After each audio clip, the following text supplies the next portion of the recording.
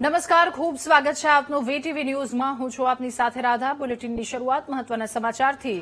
રાજ્ય સરકારનો પર્યાવરણલક્ષી એક મહત્વપૂર્ણ નિર્ણય। ગુજરાતની સરકારી કચેરીઓમાં પ્લાસ્ટિક ફોલ્ડર અને ફાઇલ્સ પર પ્રતિબંધ લગાવવામાં આવ્યો। પ્લાસ્ટિક ફોલ્ડર અને ફાઇલ્સનો ઉપયોગ તબક્કાવાર બંધ કરવામાં આવશે। સચિવાલયથી સ્થાનિક સ્વરાજ્યની સંસ્થાઓ અને યુનિવર્સિટીઓમાં પણ આ નિર્ણય લાગુ કરવામાં આવ્યો તો પ્લાસ્ટિકના બદલે કાગળ, શણ અને કપડાના ફાઇલ કવરનો ઉપયોગ કરવામાં આવશે।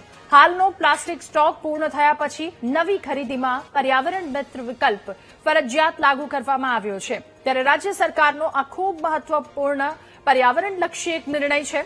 ગુજરાતની સરકારી કચેરીઓમાં પ્લાસ્ટિક ફોલ્ડર અને ફાઇલ્સ પર પ્રતિબંધ મૂકવામાં આવ્યો છે। પ્લાસ્ટિક ફોલ્ડર અને ફાઇલ્સનો ઉપયોગ તબક્કાવાર રીતે બંધ કરવામાં આવશે। હાલ જેટલો સ્ટોક છે એ પૂર્ણ થયા પછી અમલ કરાશે। સચિવાલયથી સ્થાનિક સ્વરાજ્યની સંસ્થાઓ અને યુનિવર્સિટીઓમાં પણ આ નિર્ણય લાગુ છે તો પ્લાસ્ટિકના બદલે કાગળ, શણ અથવા તો કપડાના ફાઇલના કવરનો ઉપયોગ કરવામાં આવશે। હાલ પ્લાસ્ટિક સ્ટોક પૂર્ણ થયા પછી નવી ખરીદીમાં પર્યાવરણ મિત્ર વિકલ્પ ફરજિયાત રીતે લાગુ કરવામાં આવ્યો છે। વધુ માહિતી મેળવીશું સંવાદદાતા મેહુલ આપણી સાથે ફોનલાઈન પર જોડાયા છે।